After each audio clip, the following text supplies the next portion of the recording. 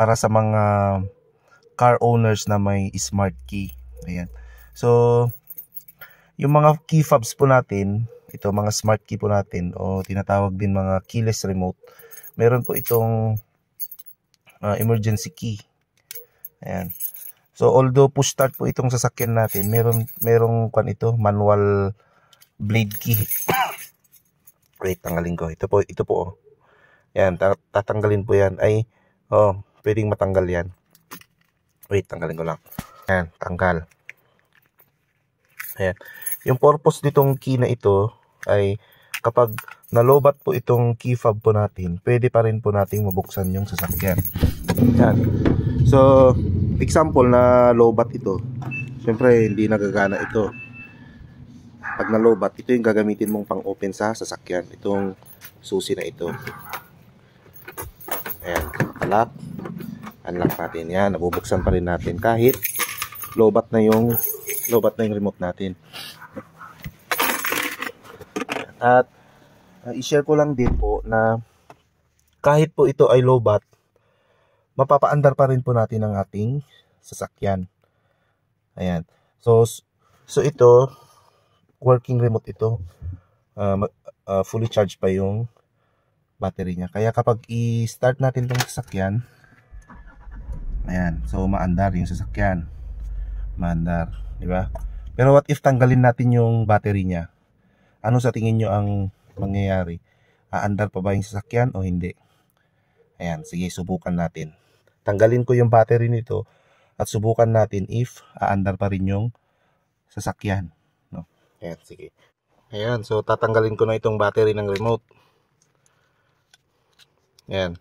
So, andito na yung battery. Ito yung remote natin. Ayan. So, wala siyang battery. So, hindi na siya nagfa-function. No? Pero, for your information, ito ay magagamit pa rin natin para mapaandar yung sasakyan kahit walang battery. Ayan. So, ang nawala lang na function niya is yung proximity function niya. Diba, example, itong remote nasa bulsa nyo lang, dapat mapaandar niya yung sasakyan.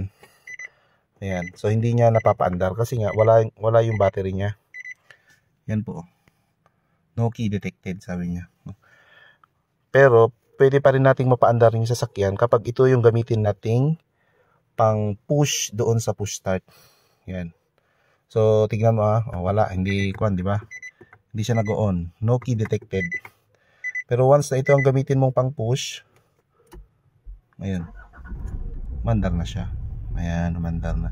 So, kahit low-bat yung battery ng remote ninyo or kahit tanggalin nyo yung battery ng remote, kaya niya pa rin mapaandar yung sasakyan. Basta ito yung gamitin yung pang push. Pero itong sasakyan na ito ay Nissan Terra. So, hindi pare-pareha sa mga sasakyan. Yung ibang mga sasakyan na keyless ang remote, kailangan yung ilagay yung remote sa key slot nila. Sa key slot. Ayan. Pag yung mga ibang sasakyan na keyless ang susi or ang remote, dapat ilagay nyo sa key slot kung low-bat yung battery nyo. Aandar po yung sasakyan. Ayan. Ayan. So, testing ulit natin. Walang battery, hindi aandar yan. Yan no key detected, sabi niya. Pero once na ito ang gamitin natin pang push, ayun, mandar na yung sasakyan. Ayan. So, information lang po yun. Baka magamit nyo yung information na yun. No? Na kahit low-bat po kayo, huwag kayo mag-alala kasi magagamit nyo pa rin o mapapaandar nyo pa rin yung sasakyan basta meron sa inyo yung key fob. Ayan. Ang nawalang function niya lang kapag wala yung battery, yung proximity function niya and yung remote function. Yan hindi na gumagana yung remote. Siyempre wala nang battery Ayan. Pero once na ilagay mo yung battery nito, niya, yan yung battery. Ayan, lagay natin. Ayan. So, gagana na ulit yung remote. Ayan gagana ulit. At kahit nasa bulsa mo na to, or nasa bag mo, or andito lang, mapapaandar mo na yung sasakyan. Ayan. So, yun lang po.